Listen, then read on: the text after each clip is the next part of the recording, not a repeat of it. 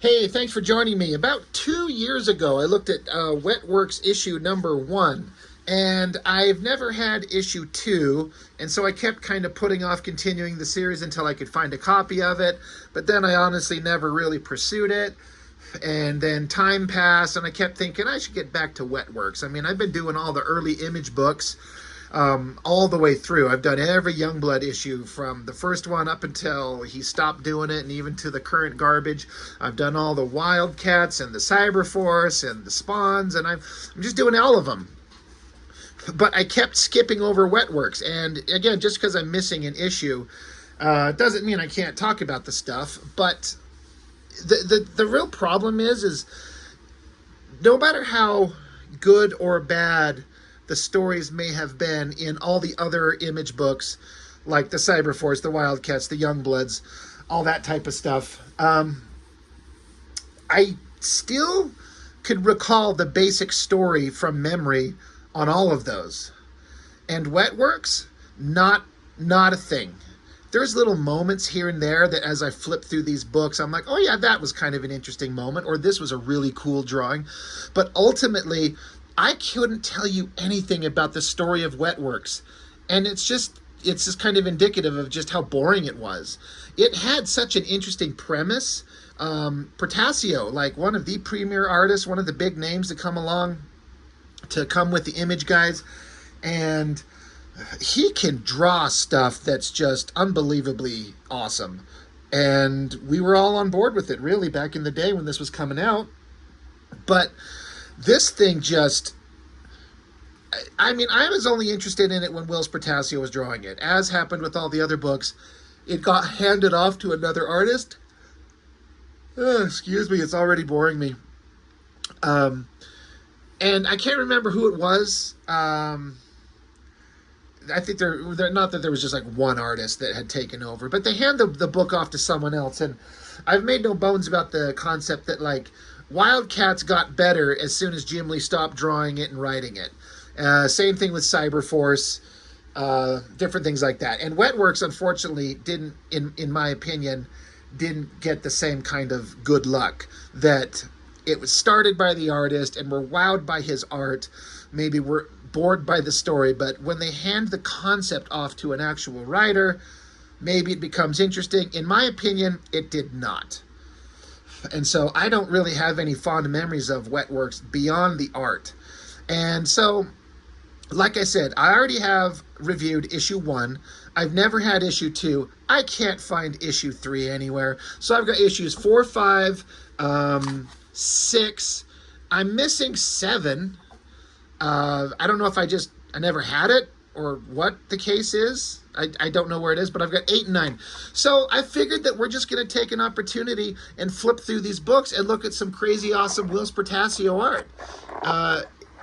Like I said, unfortunately, I don't think that the story in these books was anything worth remembering, but he can draw some interesting stuff. So I'm just going to set a bunch of them aside. We're going to start with issue 4. The thing that kind of shocks me in this is that the main story was supposed to be about all these soldiers who get covered in the golden goo and get... the powers were really kind of undefined. What did the golden armor do? As I kind of think about it, I don't know if it was some alien technology or just some organically created technology that the humans created themselves, but it bonds to them kind of like a symbiote, and it grants each one of the characters different kinds of abilities. And in one of these issues, it might even be this one here, we'll see, it talks about how the symbiote golden liquid stuff grants each the host human, like it finds out what your greatest wishes and hopes and desires are and somehow helps manifest it into reality. Which is weird. Okay, I guess I wish I understood what Portasio's ultimate vision for this book was, because what it looked like it was is not what it turned out to be. And it seems like he wanted to focus way heavily on the vampire werewolf storylines, so much so that it feels like there's certain books where the the main characters that we're supposed to be interested in almost feels like they're not in the book at all. But all that aside, Whilce Portacio can draw, and he's got some really interesting layouts. I'm looking at these, and like this is essentially a double page spread. Like the panels go across both pages, and it never occurred to me when I was reading this in real time that his panel layouts, I've heard some other video reviewers critique his panel layouts as an excuse to get through pages quicker and not draw as much. I don't think I agree with that, but I can't deny that's entirely a possibility. I don't feel like that's the case. Portacio's demonstrated that he can draw detailed, dense pages when he was doing X Factor and Uncanny X-Men and all that stuff. I just feel like he's got a design sense that he's leaning into that's all his own. That being, like, for a double page spread, 2 panels, but he leaves all this negative space around it. And you could say, well, that's just cutting off a bunch of space you don't have to draw, which is true. But does this panel require more background to tell you what it is? It's this, like, technological surgical bed where this one member of WETWORKS is going through some struggles, and so he's talking with his buddy here. You could argue that the layouts on this could be entirely different and serve the story better, I guess, but it tells you what you need to know, and it's just the artist's choice to lay it out like this, to have all this negative space. And in that context, it's kind of fine. It's a creator-owned book. It's an artist who's put in several years of work and given his dues, and he's like, I'm going to draw a book the way I want to. And that makes it different. It makes it stand out. None of Liefeld's books look like this. None of Jim Lee's. None of Silvestri's. Portacio has his own look and his own style that stands out. Whether you like it or not, or you agree with it or not, you have to admit that it stands out. And that alone, I think, is praiseworthy. But this is one of the few interesting elements to these stories that I actually kind of remembered. And it's funny because this is issue 4, and it doesn't get paid off, sort of, all the way to issue 9, which we'll see. But you've got this character here.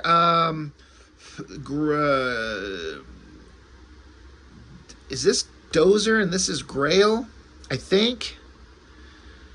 But this guy's in this technological machine. Like, you can see his little head sticking out here.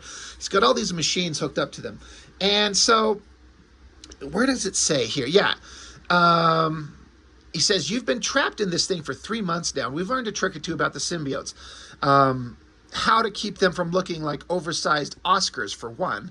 But the symbiotes read our innermost wants and desires and somehow make them a reality. Think of them like twisted genies. What you wish is what you get, if not exactly how you wanted it.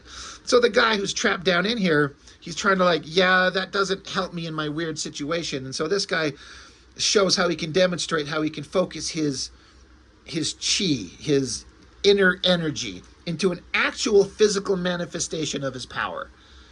It's like, okay, but so what is happening to the guy that's still got the golden armor on? Well, look at this. This guy's like, does it look like I'll ever be normal again? And so the guy says, you were always lifting weights, working out. Well, the symbiote gave you the body you always wanted. So the symbiote just goes, this guy's always into hardcore physical fitness. So it's jacking his body up to super gigantic muscular proportions, out of his control, mutating him and misshaping him and putting him in intense pain and making it so he can't do anything. It's a really interesting take on this power set. That's the thing with all these creator-owned books that come out. Even though they may not be technically well-written, all the Image books, to varying degrees, some are better than others. But I feel like you have to admit that at least all the creators who made them, all of them had some kind of unique spin on something that was a little bit different. And Portacio's, he's not going for kind of a standard, like, we're a powerful superhero team, and we're a family, and we live in a mansion, and we fly a jet off to go fight monsters or bad guys. Or, I mean, there's some of that in there. But he throws in this weird alteration where this guy's basically useless. He gets these powers, but it's to his detriment. It's kind of interesting. So you got the leader, Dane. one of the members of Team 7, the kind of old leader of the team. He's talking with the cybernetic girl, Mother One, I think her name is. They're pissing and moaning about how rough things are. I like how Portasio illustrates the golden liquid kind of manifesting itself on him there, growing up over his face. Interesting layouts that Portasio always does. And so back with the guys that we were just talking about, the giant guy mutating and the other guy who can manifest his chi. So he takes this little energy orb and has it sink into his body, and he's like, this is to help you focus, to learn. If you can get your mental kind of faculties under control, you'll be able to mentally control the symbiote, and you'll be able to fix yourself. It's going to be a task. So that being said, that one little bit of storytelling is the one of the very, very few things I remember about this storyline. Beyond it, it's just Portasio drawing big, giant, muscular guys in the golden armor and going off to fight werewolves and vampires that don't look much like werewolves or vampires. Goddamn, does Portasio draw the biggest, most jacked guys ever. Like, this is almost like Eric Larson's Savage Dragon proportions. Like, if you color him green and put a fin on him, you've almost got kind of the proportions that Eric Larson pushes the dragon to in that kind of cartoony style. I think that shot looks great.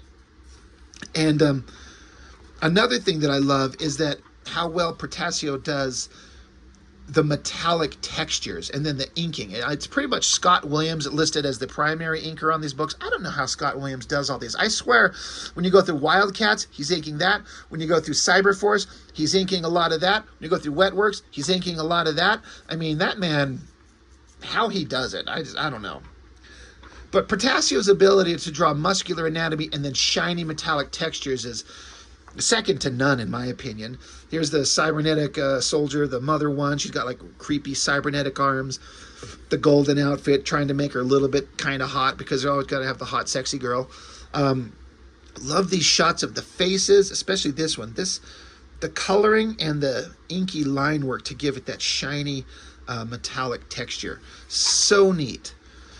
And interesting page layouts again, just smaller panels, lots of negative space. It's Craven, one of the bad guys from Wildstorm, kind of super uninteresting, but who cares? Interesting layouts again. I like the staggered panels coming down, and then just the panel that has no borders, and so he just kind of lets the drawing kind of just fill the open space, and the colors fills it in. I think it looks really neat. It's a great shot of an interesting design on the character. I don't know why she's got these giant bowler cap, hubcap things on her shoulders, but pretty neat looking. Coloring's fantastic all the way around. And then we get into like the bad guys that are these like cyberpunk werewolves, and there's this Damonite bad guy. I can't remember what the hell his name was. Boring, boring, boring. Right here in the middle of the book, WETWORKS pinup, Anthony Vu and inker Chuck Gibson. My man. If you know my channel and my art and my personal books and my personal works and my live streams, you should know who Chuck Gibson is. And I'm guessing this is just some of his earlier work, I guess. I guess I don't know the exact time frame. When was this book published anyway? 94? So I can't complain about inking at all. The drawing, it's just another one of those artists that it's good, it's competent, but it's, you know, like doing a kind of a version of the artist that they work for. It's okay, but nothing exciting. But yeah, you got what the hell is this giant guy's? He's just some Wildstorm villain. It's just boring. But there's some story going along. Bad guys talking with other bad guys. And WETWORKS guys show up and they start unloading on guys. I like this shot where this guy's looking up and there's just like blood from the bodies that they're slaughtering just raining down onto his face, and they're just unaffected by it. You know, this book is called WETWORKS for a reason. The fighting continues. More interesting layouts with the, you know, the negative shape or negative backgrounds. You know, the open space. This guy can manifest his chi, so he glows blue instead of like shines golden.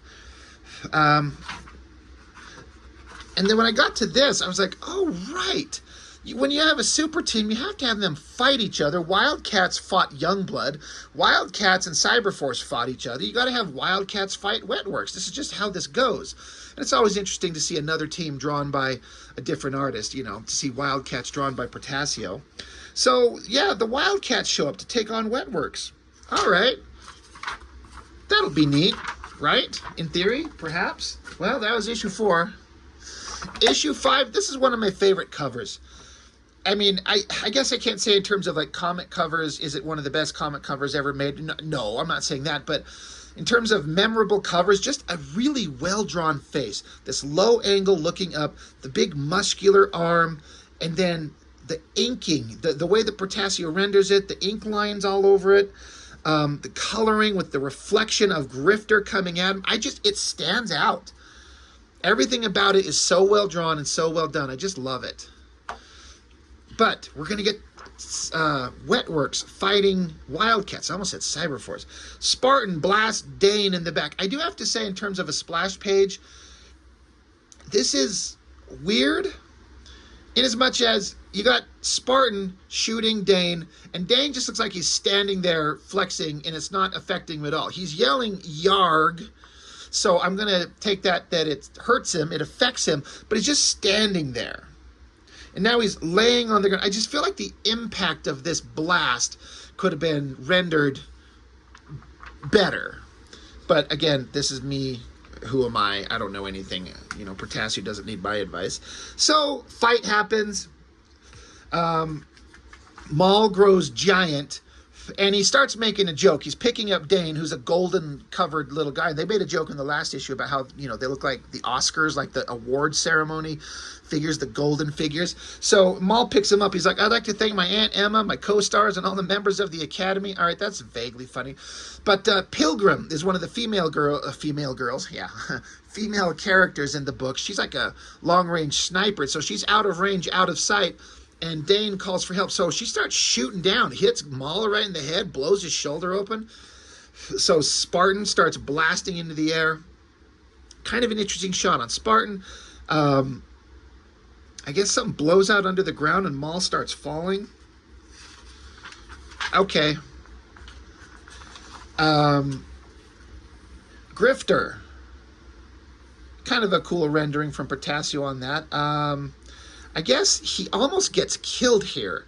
The sniper, Pilgrim, she's taking shots at him, and Void throws up like a force field, a shield to protect him. She's like, you're distracted, dude. You know, because Grifter's saying, oh, God, there's a voice in my head, a feeling I haven't felt since Team 7, which is a series that came before this, or at least I think it came before this. I know chronologically it's set before all of these events. It's when Grifter, Cole Cash was a young man, Dane, the leader of Wetworks, was part of that group. I just can't remember if that series had come out by this time yet, but yeah, Grifter and Dane used to be on Team 7, and he's like, I sensed something, and Dane's like, there's something familiar about that kid, that character, that guy. Something about him is familiar. But whatever's going on, Wildcats are there. They're showing up. They see a bunch of death and destruction. Daemonites were here. But then they have to get out of there. So something's going wrong. So the Wildcats decide to just take off. So it took 6 pages and the fight's over. I was like, God damn it, I wanted to see more. I wanted to see like these teams really go at it. But what do I know? So interesting layouts again from Portasio with the destruction of the building and the characters kind of pulling themselves out. And then whatever, the teams just gathered up. All the drawings are great. And again, he likes to do these panels with a lot of negative space around, and then the open panel in the bottom with no borders. And I actually really like it. It just works. This character, Grail, I think he's the one, yeah, he's the one who can focus his chi. He's the one that they felt like they were sort of trying to give him the most characterization. He goes to visit, I can't remember if this is like a girlfriend or something like that. She thinks he's dead, and he has to stay dead. So he, yeah, it says, she thought I'd been dead for 6 months, but she kept our memories together as if we had already gotten married. But while he's thinking about this, he loses his focus and turns into his glowing blue self. And she wakes up, but in her delirious state, she kind of thinks this glowing blue version of him is an angel coming to visit her. And he lets her believe this this fantasy to give her peace. She thinks he's dead, and he wants to tell her, but he doesn't. So he just allows her to believe this. He touches her, she cries, and leaves her with a good memory that maybe the angelic version of the man she loved had come to visit her, and gives her a sense of peace. All right. Now, again, I don't know if this shot warranted a double-page, like, centerfold spread. Once again, he's not utilizing all the space, but, you know, who am I to judge? They're at a bar hanging out. You know, the guy's just having guy talk. They almost get into a fight, and this guy flexes his arms and shows his golden armor. He's like, yeah, you don't want to fuck with us. Again, Portassio's muscular anatomy, that looks so good. Absolutely love it. Interesting layouts again. Skinny little panel to leave space for the text on the side. Portassio's doing weird stuff with page layout. And again, not a lot of other people would be able to pull this off, but I feel like he kind of does. We just kind of allow him to get away with it. There was this scene I did not understand. His buddy passes out after the bar on the bed. So passed out on the bed, and then this guy, he's got a cup in his hand, and I did not understand what I was seeing here, where this guy, it shows two panels of his face, and they're almost essentially the same drawing. It's not like statted, it's not reproduced. It's a different drawing, but I don't understand what we're supposed to be seeing here. It's weird. And then the guy who's watching him, he's like, holy shit. It's like he drops his cup of coffee, and it's like, for some reason, it melts through him, but then his arm pushes the coffee cup out and reforms itself. It's not that I have a problem with, like, there's a weird thing going on. I appreciate the idea that the symbiotes are doing some weird thing that you just can't, it's a different manifestation of weird powers that's happening. It's the unique thing about the book. I don't know if I understood what I was seeing. Like, why is this happening? It's kind of vague, little weird. Back over to here, we're up with the werewolves, and it's the weirdest bunch of werewolf creatures I've ever seen. This is the least interesting aspect of the book to me, and Portassio just loves to do these things. He just got into these werewolf creatures. They look like giant rats or something like that. They don't look like wolves or dogs or anything like that. So, whatever. There's the werewolf storylines. There's the vampire storylines. Don't care. I guess Portassio, he's saying here they went to the Philippines and met a bunch of incredible artists and printed off a bunch of their artwork in the back here. It's all kind of fun stuff. There's a lot of detailed work going on in that one. The guy put in a lot of effort there. So that's issue 5. Issue 6, interesting cover. The girl in a room, she's gearing up. There's candles and weapons and blades. I think this is this the Vampire Queen? I don't know that I care. I think we're back with the vampires and the werewolves. I think they're meeting each other is what's going on. This is the Vampire Queen, I believe. Lots of words, lots of drawing going on. Interesting page layouts again. There's 3 panels, but he left out all this void space. Like I said, when I saw this in real time, it never stopped me once. Never once did I stop and go, what is with this void space? But now that I've heard other reviewers talk about it, I kind of notice it, especially now that I review comics on my own. But I can't say that it bothers me. But vampires are meeting I don't know if it's other vampire, I don't care, who cares? This is the least interesting parts of these books. The page layouts, the open space, the weird choice to put these black swooshes of lines back there. It's just open panel. I don't know. I just kind of dig it. I'm not digging the story. This double page spread. Now this thing, full use of the visual area. Vampires here, werewolves there. Again, they look like cyberpunk donkey rat things. They don't look like werewolves. I don't like it. And again, this is the part of the story, like, I want to spend the time getting to know our golden superheroes. Here's another centerfold double-page spread. Look, there's 4 panels and then some void space. There's a lot of space wasted. This one's pushing the limits of like, all right, slacker, you know, I don't know why you're wasting all this space. Are you just trying to rush through pages? I don't know. Same thing there. But Portasio can draw all this stuff. But this entire comic, have we seen any of the WETWORKS guys? It's just all vampires and werewolf stuff. Pin up in the middle of the book. That's fine. Okay, now we get to see Jackson Dane, I think is his name. Dane, the leader. He's gritting his... I mean, he's pulling a Liefeld. Every time we see the guy, he's gritting his teeth and screaming at us, so that's fun. So we get back to the guy who was in 2 issues ago where we said that the symbiote is granting them their greatest wish. And in the case of this guy who always wanted to be super muscular, look at what he's doing. Like, Portasio's not letting this go, and I applaud him for it. Look how huge he is. He's just his head here, just his little tiny face and this massive muscular body. It's the weirdest thing, and it's like I said, it's the one story point that kind of stands out as interesting, because this is like, in theory, one of the main characters, and he's got some weird fucking thing happen to him. It's just blowing him up like a balloon, but it's just pure muscle. And then you got this character. I think this is Pilgrim. This is the sniper. She likes to kind of stay up high and sneaky and not be seen.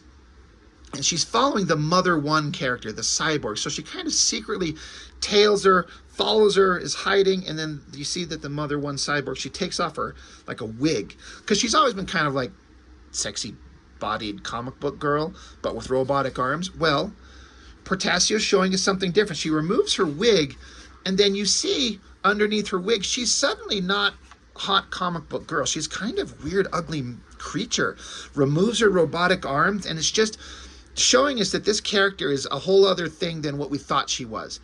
And it ends with the Mother One character walking around, and she's supposed to see Pilgrim here. And Pilgrim, the sniper girl who likes to stay hidden, notices that she just walks right by her, like she doesn't even notice she's there. And then Pilgrim notices that her reflection in the mirror, she's not there. So you could probably kind of deduce that this girl who's like the sniper who likes to stay hidden, her symbiote's making her invisible. So, okay, there's something kind of interesting going on there. Well, that's issue 6. I don't have issue 7. Issue 8, I know the story is just incredibly engrossing, and we're 8 issues in, and we should have some kind of idea who these characters are, and we're not really getting much, but we're on to Wildstorm Rising Chapter 7, and I just skipped by this whole storyline, but, you know, we got to involve the Wildstorm characters. Wildcats are going to show up, so that's always fun. Maybe we'll get a real fight out of them. Again, just looking at Portasio's awesome art. He knows how to draw all the backgrounds. He can draw anything and everything. He just likes to make those choices to leave all that negative space out there and around. So, again, it's like some artists don't draw backgrounds because they can't. They absolutely do not have the skills to do it. Portasio can. He's got the skills. He's just choosing to make an artistic choice to not do that. Like, I think this looks neat. These structures up here, and then this little cobblestone path down to these other shapes, and then the rest. As a piece of artwork in black and white, I bet it looks interesting, but this color on it makes it look visually cool. Like, I'm digging it. I'm on board. Oh yeah, they got the stupid cards in these things. I actually want to take these out of here. I looked at them. There's nothing interesting. It's just a image. It's like a card of Taboo, the villain character from Backlash. Again, we're looking at the character who's just swelling up. Look how huge he is. Look at his little tiny head up there. I can just cover it with my thumb. But the rest of his giant muscular body is manifesting. So they're like, well, we're trying to build you a suit to wear that you can control with your mind so you can be useful. So just hang in there, buddy. Okay. Well, now we got a scene of the team in their jet flying along. We've seen all this before, but at least... in this case, they try to land their jet, and it looks like they crash it. Do they crash into the ground? The Wildcats are down there. Again, I didn't read this fucking shit. As a double-page spread, I mean, that's Warblade. I hate his costume design. I've said it, but somehow, sometimes this big double-page spread looks kind of awesome to me. You know, I hate these cables. What are the point of them? What do they serve? What is the point? Such a terrible design. But the color contrast of the blue, the silvers, the green against the gold and the red of the WETWORKS teams, you know, good contrast on that. Interesting double-page spreads with the fights. Interesting, you know, panel layouts. Portasio loves these chunky, thick, you know, aggressive border things. I've tried to replicate those with not great success. It's a little bit more tricky than you'd think. But the team's fighting. It looks like Void gets shot. Look at her giant silver metallic boobies where he emphasized the reflections on her nipples. I mean, good Lord. Thank you, Whilce Portasio. But yeah, they keep fighting. It's interesting to have Void because she's a shiny metallic covered character. So of course he's going to draw her well. Spartan gets pissed off at the cybernetic lady who's kicking their asses, so he blows one of her arms off. Good shot of her body, and of course she's wearing like a little thong outfit, so we get to see her ass crack, and I'm always fine with that. But yeah, interesting kind of directional device where Spartan looks and he literally is shooting down this way, and then his hands are right here, and it's like the energy blast is coming from there, even though they're two separate panels and they're way farther apart than these two panels together would, you know, make you think. But it's an interesting directional device to kind of have you follow through the page and blast out. But yeah, they're fighting. Oh yeah, remember the villain from the original Wildcats miniseries, Hellspawn, the glowing brained, terrible costumed douchebag villain? Is he interesting? No, he is not. And it's over. And we get a pinup with Timothy Bradstreet, which is a close-up of a face, which in the next issue we get a full, the whole image. Why they put up just a shot of the face in here? And what was in this card? I know there was nothing interesting. Dane. Just a painting from... Who painted this? Joe Chiodo. I mean, whatever. I'm just going to stick it in here. I don't care. Well, that's issue 8. How about issue 9? This, I believe, is the last one I have with Portasio's art. And if it's the last one I had that he drew... I'm going to assume after issue 10 he stopped drawing it. I don't know that for a fact. Somebody can check me on that. I don't know. But I probably would have kept collecting it as long as he drew it. But as soon as he was done, I was out. But I got to tell you, I was not interested in the story. Here we go with like these otherworldly monsters, these pig creatures and these vampires and these werewolves. Don't care about any of this shit. And even the drawings are, they're kind of fine, but who cares? There's just a bunch of characters and scenarios I don't care about. I don't know. There's just not a lot going on here. I like this shot right here. We got the character up here, the girl, and she doesn't have the golden stuff on her, but then it shows it manifesting over, like it just oozes over her. Pretty neat. And then, yeah, she's up there, and she's got lasers shooting off her, blowing into the, I don't know, whoever the bad guys are that we're fighting. I think these are the vampire guys. Don't care. Somebody's getting shot there. Don't care. Our glowing blue guy is glowing blue, and he's blasting a guy's face off, chopping people up. Like, it's all just... I guess if I'd read the story, I could tell you whether it's really interesting, but I just was super not invested in this thing at all.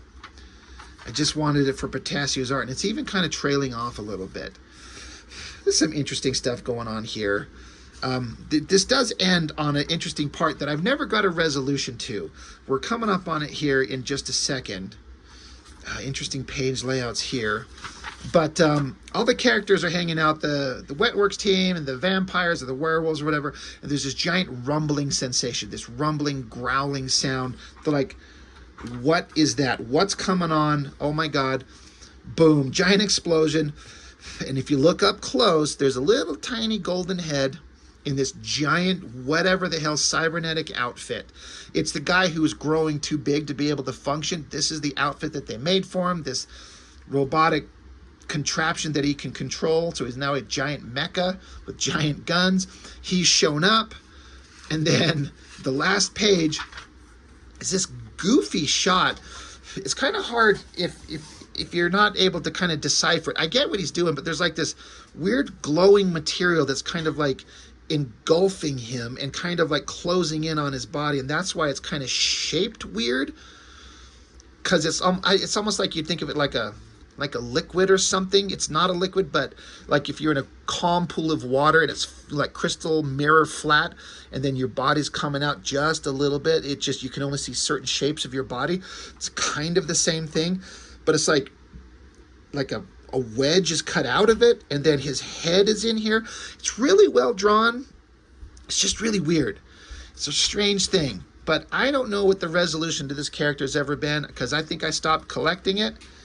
It says to be to conclude. I know the series continued on with other people drawing it, but I don't know. I was just, I think I was done. I have no idea whatever happened to this giant guy. It's one of the few small things about the book that I remember. Again, where he got massively huge because of the suit, and then whatever happened to him, I don't know. Pinup from Timothy Bradstreet. This one's kind of fine, but I've got an opinion on Timothy Bradstreet's work that I don't think a lot of people would agree with, but so much of it is like, it's like he takes photos. I assume he takes his own photos, and then he traces his photos and then colors them, like to the point where like it looks so much like the photo, you might as well just put the photo up and not the art. This is not quite that, but I've never thought Tim Bradstreet's work was interesting, because it's so hyper detailed, or rather referenced. And this is fine, whoever the fuck this guy is. I never cared for his stuff. And then there's a backup story, the lone one. I don't know who Harrington is, I assume writer, but Rebner. This is Jeff Rebner doing pencils and Pennington inks. Jeff Rebner, this is the guy who should have never been at Image Comics and for Wildstorm. He can draw. He just doesn't draw very well in a way that I think fits the Image comic style, and often you could say that's a good thing, but I don't think it fits. It doesn't work. He can draw. He's got all the details in there. It's just this style does not fit an Image Comics Wildstorm book. I don't like it. I've never liked his work. Every time I see it, I just get pissed off. I'm just like, fucking, this stuff just, I don't like it. It just, I don't want to say it sucks, but it doesn't fit. And I've never liked it. So, Jeff Rebner, I don't know. Whatever you're doing, I hope you're finding something interesting. Anyway, that's it. I'm done. WETWORKS number 9. I got nothing else to say, because there's nothing else about the characters I've got to say. I stopped collecting these. It's possible I collected a few more. I feel like maybe I did, but only a couple, because it wasn't the artist that I wanted to see, and the other artists took over that were not as interesting, so I stopped to save money. No idea what happened to the book. I know that he sold it to Jim Lee, and then Jim Lee sold everything to DC, to Warner Brothers, so they own it. So you'll never see WETWORKS ever again, I don't think. But I don't know that we care. Do anybody give a shit if you ever see WETWORKS again? I feel like there was promise of some interesting ideas, but for me, never paid off. I'm curious what anybody else might think about it. But WETWORKS, and that's it. I just wanted to blow through them and just look at his work, look at his art. Portasio is always worth checking out, but that's all I got for now. So thank you for watching. I'll see you next time.